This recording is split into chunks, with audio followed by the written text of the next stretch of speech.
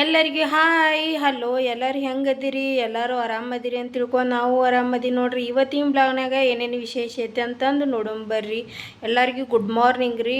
ಇವತ್ತು ರೀ 2 ದಿನದ ಬ್ಲಾಗ್ ರೀ. ಯಾಕಂದ್ರೆ ರೀ ಸ್ಯಾಟರ್ಡೇನೂ ಒಂದು ಅರ್ಧ ಬ್ಲಾಗ್ ಮಾಡೇನಿ ರೀ.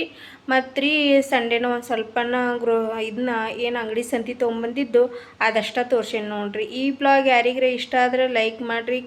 ಟೈಮು 10 ಗಂಟೆ ಆಯ್ತು ರೀ. ಮತ್ತು ಈ ಕಡೆ ಶಾವಿಗೆ ಉಪ್ಪಿಟ್ಟಿಗೆ ರೀ ಬೆಳಗ್ಗೆ ನಾಷ್ಟಾಕಂತಂದು ಶಾವಿಗೆ ಉಪ್ಪಿಟ್ಟು ರೆಡಿ ಮಾಡ್ಕೊಳಕತ್ತೇನೆ ರೀ. ಮತ್ತು ಈ ಕಡೆ ಎಲ್ಲ ಶಾವಿಗೆ ಹುರ್ಕೊಂಡು ಇಟ್ಕೊಂಡೇನಿ ರೀ. ಈಗ ಮುಂಜಾನೆ ಶಾವಿಗೆ ಉಪ್ಪಿಟ್ಟು ನಾಷ್ಟ ನೋಡ್ರಿ. ಎಲ್ಲ ಉಪ್ಪಿಟ್ಟಿಗೆ ಹೆಂಗೆ ಒಗ್ಗರಣೆ ಕೊಟ್ಟು ಒಗ್ಗರಣೆ ಕೊಡ್ತೀನಿ ನೋಡ್ರಿ. ಉಳ್ಳಾಗಡ್ಡಿ ಟಮಾಟೆ ಹಣ್ಣೆಲ್ಲ ಒಗ್ಗರಣೆ ಕೊಟ್ಟು ನೀರು ಕುದಿಸ್ಕೊಳಕಿಟ್ಟೇನಿ ರೀ. ಒಂದು ಸ್ವಲ್ಪ ಅರಿಶಿನ ಹಾಕೋದೇನಿ ರೀ ಇದ್ರೊಳಗೆ ಅಷ್ಟೇ ರೀ.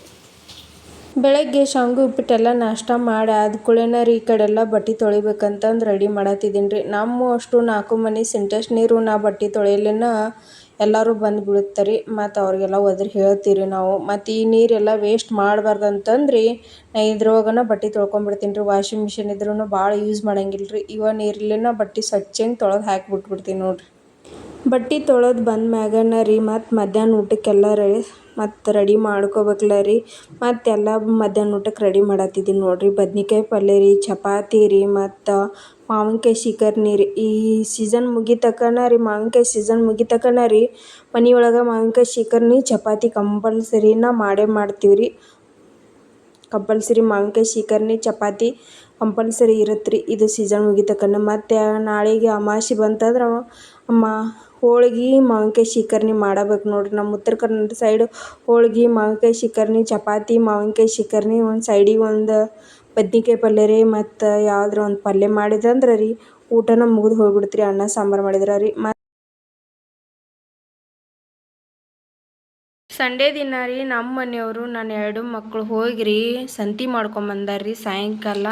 ಇವು 2 ಕಾಳು ಎಕ್ಸ್ಟ್ರಾ ತೊಗೊಂಬಂದಾರ್ರಿ. ಇದು ಕಾಳನ್ನು ಮನೆಯೊಳಗೆ ಇತ್ತು ರೀ. ಇದು ಕಾಳನ್ನು ಇತ್ತು ಅವರು ಏನು ಲೀಸ್ಟ್ ಮಾಡ್ಕೊಂಡು ಹೋದ್ರೂ ಮತ್ತು 1-2 ಕಾಳು ಎಕ್ಸ್ಟ್ರಾ ತೊಗೊಂಬಂದಾರ್ರಿ. ಮತ್ತು ಜಾಮೂನ್ ಪ್ಯಾಕೆಟನ್ನು ತೊಗೊಂಬಂದಾರಿ. ನಾನು 2 ಮಕ್ಳು ಹೋದ್ರೆ ಏನರ ಒಂದು ಮಾಡ್ಕೊಂಡು ಬಂದಿರ್ತಾರೆ. ಇವೆಲ್ಲ ಮನ್ಯಾಗ ಇದ್ರೂ ತೊಗೊಂಬಂದಿರ್ತಾರೆ. ಅವ್ರು ಬೇಕರಿ ಅವ್ರಿಗೆಲ್ಲ ಬಿಸ್ಕಿಟು ಇವೆಲ್ಲ ಎಕ್ಸ್ಟ್ರಾ ತೊಗೊಂಬಂದಿರ್ತಾರೆ.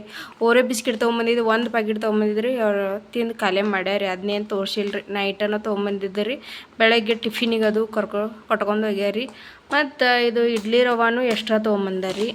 ಇದು ಐತ್ರಿ. ಇದು ಒಂದು ಎಕ್ಸ್ಟ್ರಾ ತೊಗೊಂಬಂದಾರಿ. ಮುಂದಿನ ತಿಂಗಳು ಆಗತ್ತೆ ರೀ. ಮುಂದಿನ ತಿಂಗಳು ಸಂತಿ ಮಾಡ್ಕೊಂಬರ್ಲಿಕ್ಕಂದ್ರೆ ನಡಿತೈತ್ರಿ. ಮತ್ತು ಎಣ್ಣೆ ಪ್ಯಾಕೆಟು 4 ತೊಗೊಂಬಂದಿದ್ದು 5 ತೊಗೊಂಬಂದಾರಿ. 5 ಎಣ್ಣೆ ಪ್ಯಾಕೆಟ್ ತೊಗೊಂಬಂದಾರಿ. ಮತ್ತು ಬೆಲ್ಲನೂ ಒಂದು ಎಕ್ಸ್ಟ್ರಾ ತೊಗೊಂಬಂದಾರಿ. ಮತ್ತು ಪಾತ್ರೆ ತಿಕ್ಕುದ್ರಿ ಲಿಕ್ವಿಡೂ ಒಂದು ಎಕ್ಸ್ಟ್ರಾ ಹಾಕೊಂಬಂದಾರಿ. ಮತ್ತು ಮನಿ ಒರ್ಸು ಲಿಕ್ವಿಡೂ ಅದು ಇನ್ನೂ ಹೋದ ತಿಂಗಳದ ಇನ್ನೂ ಸೀಲ್ ಹೊಡೆದಿಲ್ರಿ. ಮತ್ತು ಅವರು ಒಂದು ತೊಗೊಂಬಂದಾರಿ. ಮತ್ತು ಇರಲ್ರಿ ಹಚ್ಚಿ ತಿಂಗಳ್ರಿ ಆಗತ್ತೆ ರೀ.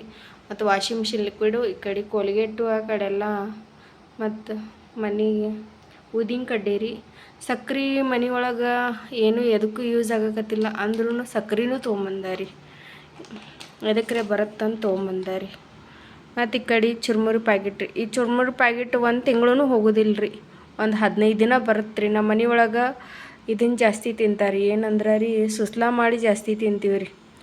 ಇನ್ನು ಮಂಡಕ್ಕಿ ಒಗ್ಗರಣೆ ಅಂತಾರೆ ನೋಡ್ರಿ ಅದನ್ನು ಜಾಸ್ತಿ ತಿಂತೀವಿ ರೀ ನಾವು. ಅದನ್ನು ಕಂಪಲ್ಸರಿ ಬೇಕು ರೀ. ನಮ್ಮ ಮಕ್ಳಿಗೆ ಫೇವ್ರೇಟ್ ರೀ. ನಮ್ಮ ದೊಡ್ಡ ಮಗಂದ್ರು ಅದು ಫೇವ್ರೇಟ್ ಇದ್ದಂಗೆ ರೀ.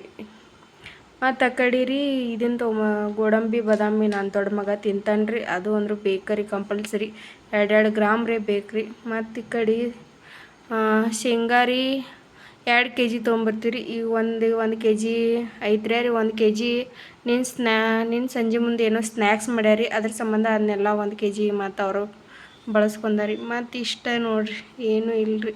ಭಾಳ ಸಂತಿ ಏನು ಎಕ್ಸ್ಟ್ರಾ ತೊಗೊಂಬಂದಾರಿ. ಇವೆಲ್ಲ ನೀಟಾಗಿ ಜೋಡಿಸ್ಕೊಂಡು ಡಬ್ಬಿಯೊಳಗೆ ಹಾಕೊಂಡು ಇಟ್ಕೋಬೇಕು ನೋಡ್ರಿ. ಈಗೆಲ್ಲ